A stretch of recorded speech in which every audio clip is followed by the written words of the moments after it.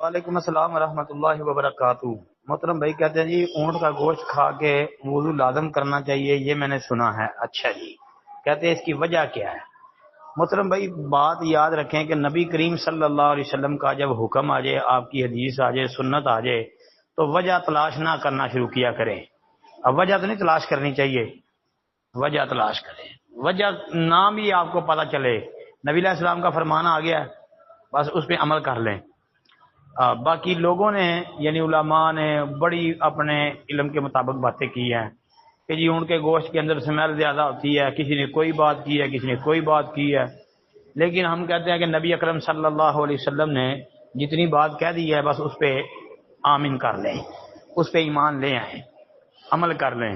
میں نبی علیہ السلام سے پوچھا گیا کہ بکری کا گوشت کھا کے وضو کا کیا حکم ہے، تو آپ علیہ الصلوۃ والسلام نے فرمایا کہ سوال کرنے والے سے کہ اگر تو چاہے، مطلب کہ ضروری نہیں ہے بکری کا گوشت کھا کے وضو کرنا کر لو، نہیں کرنا نہ کرو۔ تو کہا اونٹ کا گوشت کھا کے وضو کرنا، کہا جی کرنا ہے۔ اونٹ کا گوشت کھا کے وضو کرنے کا نبی علیہ السلام نے کہہ دیا ہے، تو بس جب بندہ اونٹ کا گوشت کھائے تو وضو کرے۔ اب وجہ نہیں ڈھونڈنی چاہیے، کیونکہ حکم آ جائے تو حکمت تلاش کرنے کی کیا ضرورت ہے؟ یہ نہ وہ حکمت تلاش کرتے کرتے بندہ حکم کی نافرمانی کر لے۔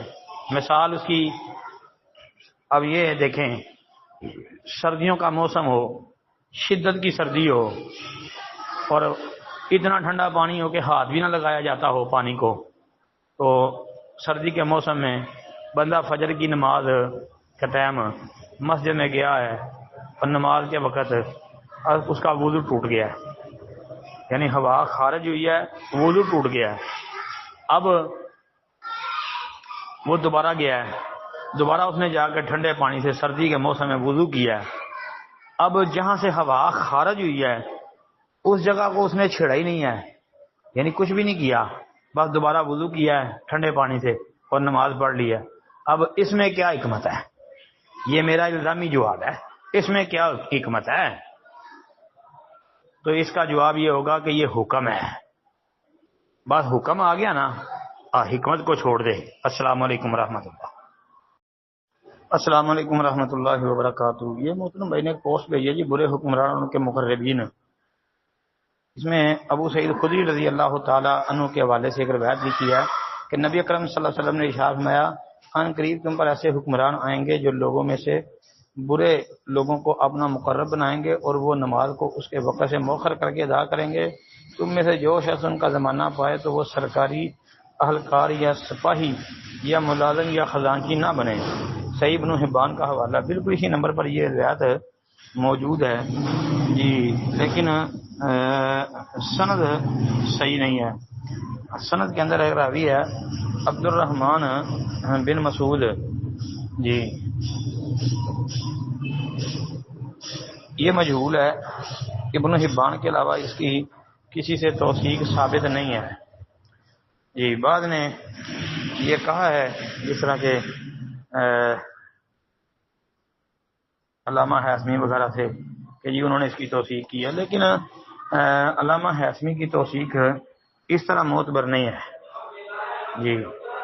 جب متقدمین ائمہ محدثین سے اگر توثیق نہیں تو پھر توثیق معتبر نہیں ہے، لہذا یہ تو ثابت نہیں ہے جی، اس کی جہالت کی وجہ سے روایت ضعیف ہی ہے۔ السلام علیکم۔ وعلیکم السلام ورحمۃ اللہ وبرکاتہ۔ لکھتے ہیں جی کیا ہر فرض نماز کے بعد آیت الکرسی پڑھنے والی حدیث ضعیف ہے؟ نہیں جی نہیں، اللہ اکبر۔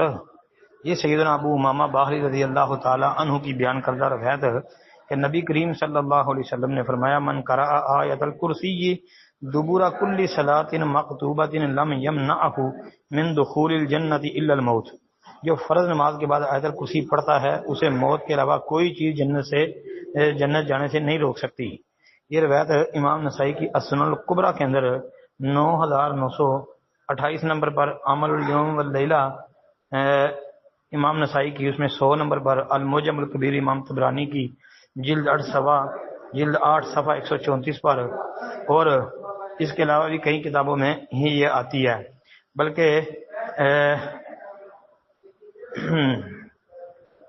حافظ ابن حجر کی جو اتحاف المہرہ ہے نا، اس کے اندر تو انہوں نے ابن حبان کی کتاب الصلاۃ کی طرف نسبت کی ہے نا اس کی جی، اور یہ روایت صحیح ثابت ہے، حسن درجے کی روایت ہے جی، بلکہ بعض نے تو اس کو صحیح کہا ہے، جس طرح امام ابن حبان رحمۃ اللہ علیہ نے، علامہ منذری رحمۃ اللہ علیہ نے صحیح قرار دیا ہے، اسی طرح حافظ ابن کثیر، علامہ سیوطی رحمۃ اللہ علیہ نے تو بخاری کی شرط پر صحیح کہا ہے، یہاں تک بھی بات کی ہے۔